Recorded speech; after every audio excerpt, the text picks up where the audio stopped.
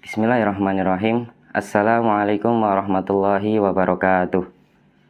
Hamdan wa syukranillah, salatan wa salaman ala rasulillah, wa ala alihi wa ashabihi wa man tabi'ahum bi ihsanin ila yaumil qiyamah. Asyhadu an la ilaha illallah wahdahu la syarikalah, wa asyhadu anna Muhammadan abduhu wa rasuluhu, la nabiyya wa la rasula ba'dah. Amma ba'du. Sahabat cerah yang semoga dimuliakan Allah Subhanahu wa taala dimanapun kalian berada, Doa merupakan ibadah yang agung dan merupakan inti dari sebuah ibadah. Seperti halnya yang disabdakan Allah Subhanahu wa taala yang diriwayatkan oleh hadis riwayat At-Tirmidzi, beliau bersabda, "Ad-du'a'u huwal ibadah." Doa adalah inti dari ibadah. Dan juga doa merupakan senjata bagi orang-orang yang beriman. Seperti halnya yang disabdakan Rasulullah pula, Rasulullah bersabda, "Ad-du'a'u silahul mu'min," yang artinya doa adalah silah atau senjatanya orang-orang yang beriman. Sahabat yang semoga dimuliakan Allah, dari kedua hadis tersebut di atas kita bisa mengetahui bahwasanya doa merupakan sarana kita sebagai hamba Allah, makhluknya, untuk berdoa, untuk bermunajat kepada Allah sebagai Sang Khalik dalam segala hal yang kita rasakan, dalam segala hal yang kita butuhkan.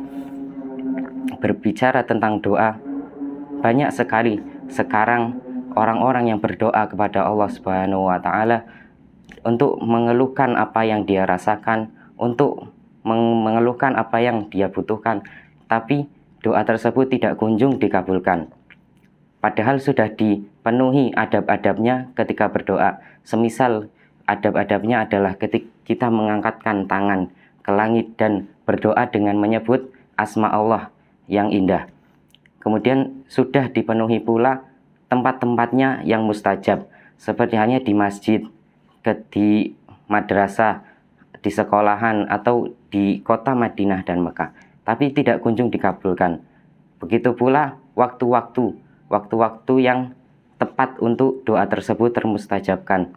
Seperti halnya waktu antara adzan dan iqamah, atau sekarang yang kita sedang rasakan yaitu beribadah puasa.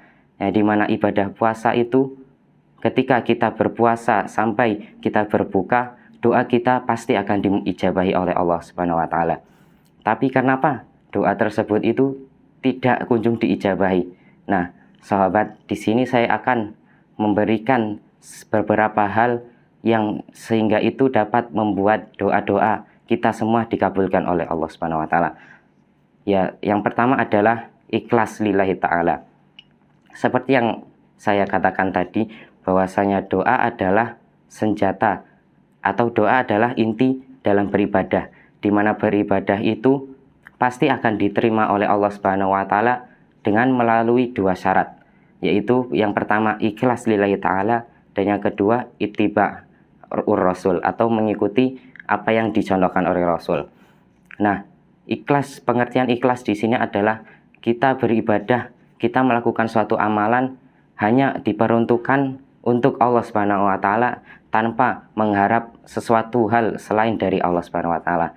Nah, dalam doa ini kita ikhlas dalam berdoa. Maksudnya adalah kita berdoa murni hanya memohon kepada Allah Subhanahu wa taala, bukan kepada yang lain. Itulah salah satu hal yang agar doa kita itu dapat dikabulkan oleh Allah Subhanahu wa taala.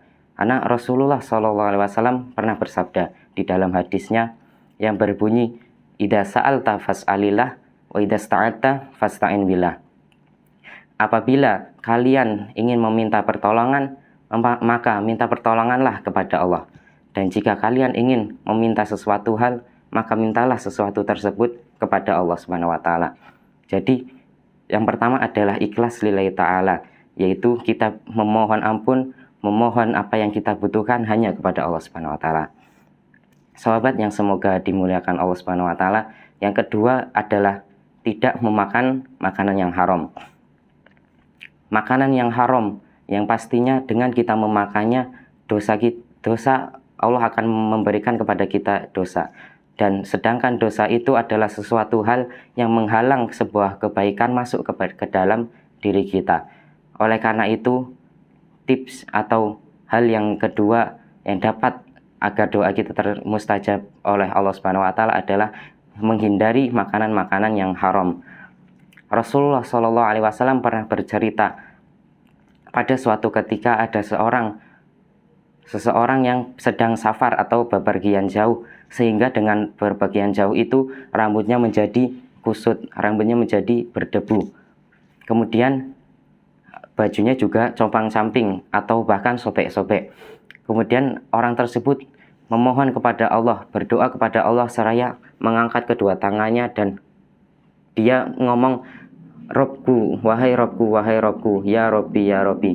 Akan tetapi apa yang dia makan itu dari sesuatu yang haram, yang dia minum berasal dari minuman yang haram, yang dia pakai, pakaian tersebut adalah pakaian yang haram, dan dia isi perut tersebut dengan sesuatu yang haram. Maka mana mungkin doanya akan diijabahi atau dia akan dikabulkan. Jadi hindari makanan-makanan yang haram, minuman-minuman yang haram, agar apa? Agar Allah bisa mengijabahkan atau mengabulkan doa-doa yang kita panjatkan kepada Allah.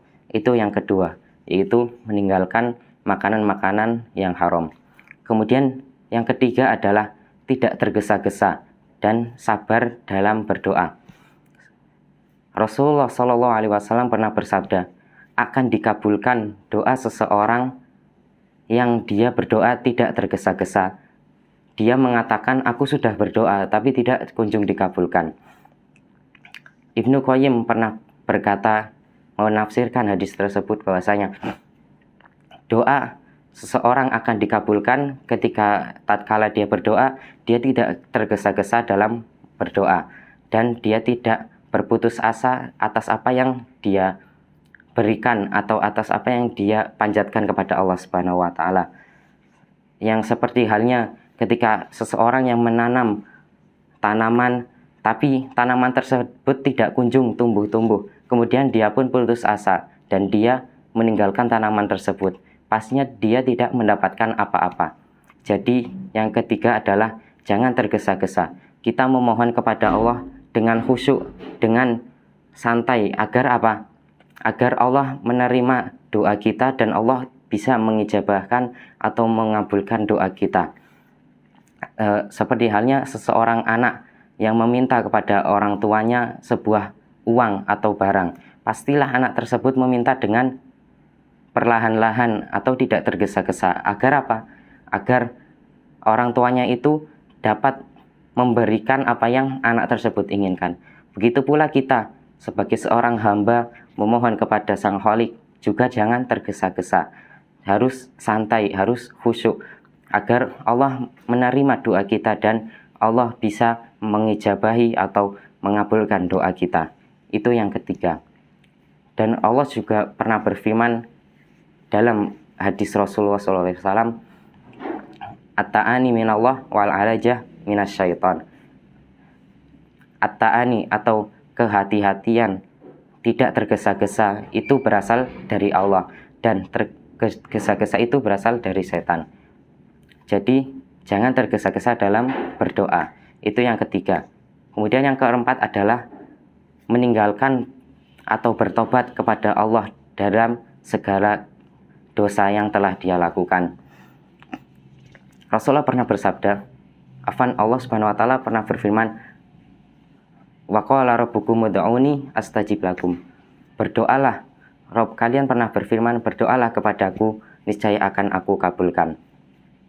Syarat kita berdoa itu pasti kita harus suci dari yang namanya dosa. Karena dosa itu sesuatu hal yang menghalang diri kita dalam agar dosa-dosa kita agar pahala kita itu masuk ke dalam diri kita. Jadi kita harus bertobat kepada Allah. Memang kita manusia itu tempatnya lupa dan salah. Kullu bani Adam khotoun. Setiap anak Adam itu mempunyai salah. Tapi Rasulullah bersabda, wa khairul khotoin at-tawwabun. Sebaik-baik orang yang berbuat salah adalah yang bertaubat dan tidak mengulangi kesalahannya. Ya, jadi itulah keempat hal yang semoga dengan empat hal tersebut kita amalkan, doa kita yang kita panjatkan kepada Allah, Allah dapat mengabulkannya. Yaitu yang pertama, ikhlas karena Allah Subhanahu wa taala. Kedua, menghindari atau menghindari apa-apa yang diharamkan, seperti memakan yang haram, minuman yang haram, dan lain sebagainya. Kemudian yang ketiga adalah sabar dan tidak tergesa-gesa dalam berdoa. Kemudian yang keempat adalah bertobat dari kesalahannya. Mungkin itu saja sobat ceria, sobat cerah yang semoga dimuliakan Allah Subhanahu wa taala, yang semoga dengan keempat tersebut doa kita dapat diijabahi oleh Allah Subhanahu wa taala. Mungkin itu saja yang dapat saya sampaikan. Kurang lebihnya mohon maaf. Aku qouli hadza wa astaghfirullaha li wa lakum. Wassalamualaikum warahmatullahi wabarakatuh.